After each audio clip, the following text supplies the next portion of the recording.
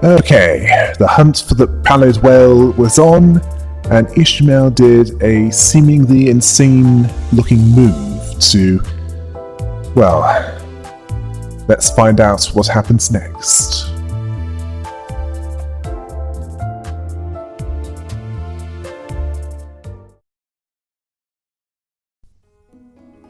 After fighting off the Pallid mermaids, Heathcliff understood that all of the rocks are actually whales and mermaids pop out of the pores. But he considered it to be a loony idea to draw their ire, when they could have just moved around them. Was she wanting to vent her frustrations? To play a game of whack-a-mole? Oh, so they have that in the city as well. She didn't think so. It was the only method that she knew.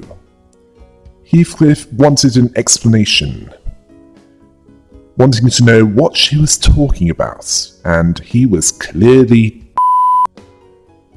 He also wasn't the only one who wanted answers. Dante was one of them. Ishmael didn't think that she'd actually be doing this. There was a legend-like tale, and Sinclair wanted to know about, well, more about what Ishmael was basing her actions on. Ishmael then explained that each lake of the Great Lake has its own culture, with many wandering and choosing to call these places their homes. So naturally, there are as many tales as there are lakes. One of these tales is of a certain lake, passed down from sailor to sailor, like the old legends. The legend of the gloomy grey lake of wafting and rambling. Sorry, that's the Great Lake of wafting and rumbling. Yeah. Seem to get words confused, don't I? Where sailors sung the legend of that lake, passing it down for years and years. And that legend was... Doom. And who lie veiled path to misty seas? Be gloom, unless the whales draw their pearls in search of pallid hue. Doom shall be thy mist path, heeding the weeping whales. Don Quixote wanted to know what that meant, this making no sense even to her. Ishmael roughly translated that to, hit the porous whales to wake them, draw out and hunt their mermaids, and the path to the pallid whale should be clear of the mist, or in simpler terms, kill the pallid mermaids to get the pallid whale's attention. Heathcliff asked if she really believes this, or expects them to believe this. Looking increasingly annoyed, he didn't ever think that he'd say this before his deathbed, as in when he dies and stays dead. But is she stupid? Roger was straining not to laugh at him saying this.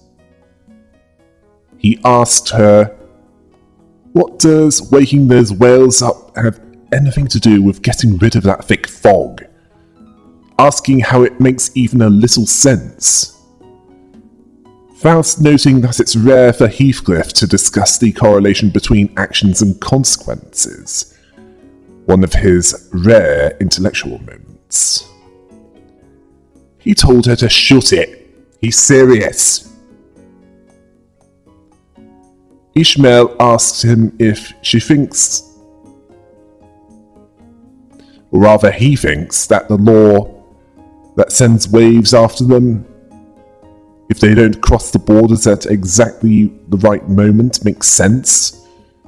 Heathcliff still didn't understand, and the annoyance remained. Ishmael told him that common sense has no place there. So it's much like Wonderland, and not because it was one of Lewis Carroll's opium hallucinations. Well, it might as well be. It's the way that place works, and he has to accept it. He'll give her that. If they're like laws of the city, as outlandish as they are, they're still strict laws that can be calculated into those variable coordinates. What she's talking about is an old song. Is she supposed to believe something so absurd? Ishmael said yes, as she saw it herself. Heathcliff was struggling to comprehend this. Ishmael said years ago, when a young, stupid but motivated sailor boarded a ship, she had the most unfortunate opportunity of having witnesses to that very legend with her own eyes, because that's how she saw the Pallid Whale. Basically, it's not the first time she's done this, and I wouldn't call her stupid, more like inexperienced. Stupid implies lack of intelligence. In her case, she was inexperienced, as in one who knew no better. She does now.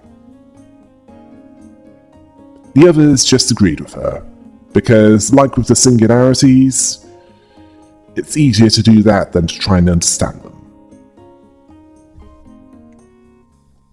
Heathcliff made it clear that he really doesn't like her. She didn't like him either. In fact, he didn't like any of this. But she's not known for being a liar or to make up stories to gain an advantage in a petty argument. Ishmael wanted to know where he was going with this. Heathcliff basically said, let's go all the way to the end. He'll keep playing whack-a-mole with the mermaids.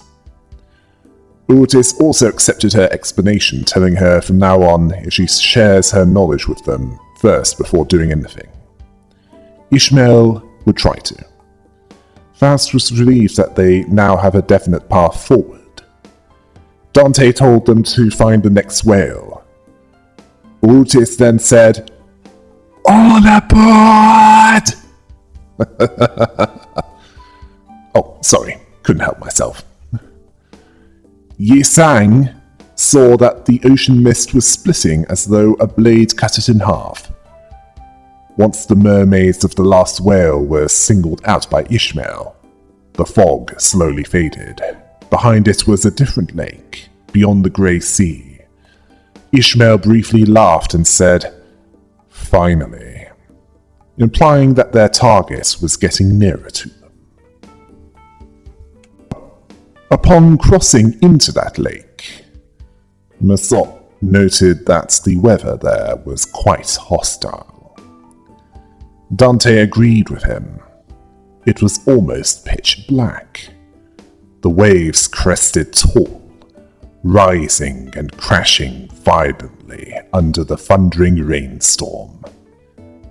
Yi Sang felt nauseous due to the wild winds that caused the boat to sway. Sinclair was starting to wonder if they can really do this. Heathcliff was confused by this attitude, as that never stopped them from trying. Roger couldn't argue with that, or rather against that. Ishmael then headed into that zone, along with the rest of them. Otis asked Ishmael if there are any laws of that lake that they should be mindful of. Sadly, Ishmael didn't know the laws of that lake, nor its waves. She remembered the way that the fog split open, the obsidian sea, and the endless tempest. As for the rest, all she remembered was her captain excitedly delivering a speech at witnessing the legends come to life. That, and they were preparing for the whale hunt. What's ahead of them was a real adventure. They'd be sailing blindly into the night. Don Quixote didn't like the sound of that. Otis understood that they'd have to face everything head-on. Ishmael understood that as well. Even the whale, which is what they were looking for, what they were there for in the first place, there was no sign of it. Yet. Before it attacked them mere minutes after they entered the lake. The nervous tension was shared between them. Then Sinclair noticed something out there. Something tall. Massot understood a closer inspection was needed. He thankfully had a light source, which he set up and pointed at the direction that Sinclair indicated. Who was terrified at several of what he was vaguely seeing earlier. Gregor wanted to know who put them there and what they were for. Roger thought they were lighthouses. Sinclair could see why she'd say that. Ishmael was unconvinced. Dante asked if she remembered seeing anything like that. Ishmael didn't even have a hazy recollection of it. She hadn't seen what was before her very sight now. Then something made her look pale, which Yi-Sang confused for her feeling nauseous due to the motion of the boats. Dante didn't think so. A sailor who got nauseous due to the motion of the waves was the stuff of jokes. She was fine just, mere moments ago. It was because of a sudden realization that she had. She realized that it's what it looked like, even a small part of it was. And Dante saw this as a terrifying realization.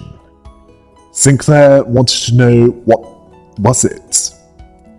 Ishmael made it clear that he'd find out soon enough, even if he didn't want to. Otis warned them that a rogue wave was ahead, telling everyone to grab what they could. This warning came too late as a leviathan of a wave rose to its crest and then crashed onto them from above. It sucked them deep into the lake before throwing them back to the surface. Faust considered themselves lucky. There was a high chance that the following vortex would have dragged the vessel deep underwater. Heathcliff questions this as being lucky, as they saw what was down there.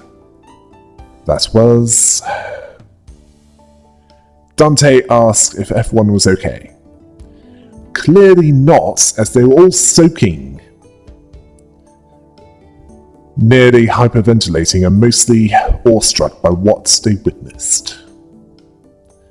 Otis noted that they had everyone, but Sinclair was a little shaken. What they just saw down there was...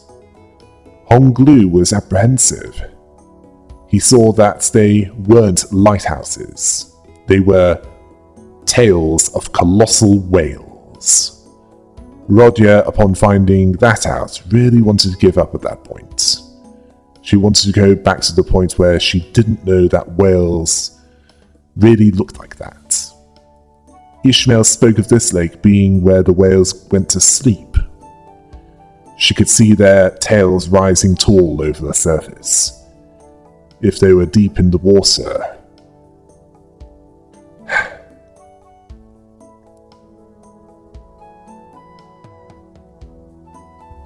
like that. But... there was no way they could miss that commotion. Sinclair then struggled to stay together and warned that they're keeling over. Ishmael warned that the whales were waking up. Dante heard Ishmael whisper that they're finally there. But the storm and waves buried that voice deep into the lake. Faust stated that if the Indigo Elder made it there, as they planned, then Don Quixote was surprised by what she saw, asking if that was a whale. They saw an entire herd of them. These entities, each dwarfing every single whale that they weathered throughout their journey. They emerged from the waters all at once, in unison, beginning their migration in a singular direction. To witness something like this was enough to make even Masol bewildered. Faust saw things as going according to plan, Urtis understanding that they needed to do their parts. Then Ishmael saw something, and in the words of the source material, "There she blows." It was a whale that stood out even among the herd of ineffably immense whales, pallid as in pale death. Its hide thick with scar tissue, Urtis noting that it was particularly scarred, Ishmael laughing with relief and slight madness that she found it, saying that he was right. The wounds, the scars that the Pickwords made, they're all still there. Virgilius spoke via radio asking if they found the whale. Faust believed so. Virgilius saw the chances of success being minuscule, as per his low expectations. It was Faust's expectations as well. Ishmael shouted at the oarsman, Dante asking Ishmael what this was about. Her voice was louder than the thunder itself. Her personality shifted and her voice overwhelming the storm itself. She shouted, Answers! You dogs! Oarsmen! Heathcliff was overwhelmed and obeyed her. Ishmael ordered them to set routes. Rather set a course to the pallid thing. Full speed ahead! Row! Urtis repeating that order. Dante asking if this was what Ishmael was like when she sailed the lakes, or... Ishmael laughed almost manically, making the others question if it was just the captain that was insane. Then Faust saw the Indigo Elder, his skiff sliding across the waters towards the whale, shouting at them as well to listen. The rest of the awakened whales had gone after the bait that he laid for them. Urtis understood that the plan worked. It wasn't clear if it was the thunder or the Indigo Elder's bellow that woke the Pallid Whale up, but its eyelids began to lift. Urtis considered it a while since she saw something like that up close. It was an eye of astronomical proportions, so immense that it didn't seem to be an eye, but more a reflective mirror of the world. The Indigo Elder wished to see that eye to eye. He readied his harpoon. He had a grim, stony expression as he drew closer. Ishmael readied herself in a similar way, but she had an uncontainable joy in her face. Some of the damned dozen trembled in fear. Others prepared themselves. All of it, contained in a single reflective surface that stretched beyond their peripheral visions. He then shouted at it that, Here's its bait, and to bite on it. He knew that he had no other choice. Neither did it. Biting, devouring is all it's ever known. Ishmael shouted at the others to split the sea with their oars. The Indigo Elder respected the Pallid Whale, respecting that it's lived years in numbers that he can't even begin to imagine. Respecting that it comes from a place beyond his knowledge, but he'd take that chance to stand before them, to challenge them, and with that challenge, to the edge of understanding, he would row. The giant harpoon soared through the black sky like a bolt of lightning and struck the Pallid Whale. Urtis saw this as their chance and ordered them to row on. Ishmael rose tall and alone, looking straight out beyond the speeding boat's swaying bow, harpoon in her hand. She was thinking, ever since then, about what feelings it might dig up from her heart if she saw it again. But it's more straightforward than she was expecting, telling the whale that it was nice meeting it again. The Pallid Whale made a noise as Ishmael threw her own harpoon, which was a needle compared to the Indigo Elder's. But once it struck, it was as though its whole body was racked with an immense, unbearable pain. This made the Pallid Whales more open, and the air itself began to vibrate. Otis made that clear to everyone, if it wasn't already. The teeth were pointed, and the Indigo Elder was still outside. He had his own mission, they had theirs. He told them to go. He'll finish that beast. They all heard his voice. They all rode with all their might, in desperation, as though death itself was in their pursuits, as though it was their fate, their destiny to row. They were sucked into an endless abyss, and a rapid vortex pulled them into the maw of the beast, tenebrous as a well under moonless sky. There was a deep noise, and like a droplet in the sea, they melted into the fathomless dark. Virgilius signaled for them to acknowledge the plan, but realized that the radio was broken. Charon saw this as worrying. So, Ishmael's plan was to have the Indigo Elder distract the Pallid Whale, while they were willingly eaten by it.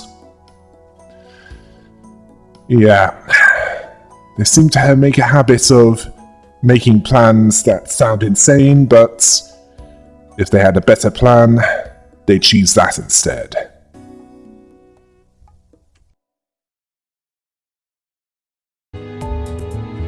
That's the end of Act 2. Act 3 will be the story dungeon, and what happens next. Until next time, hail the rabbit!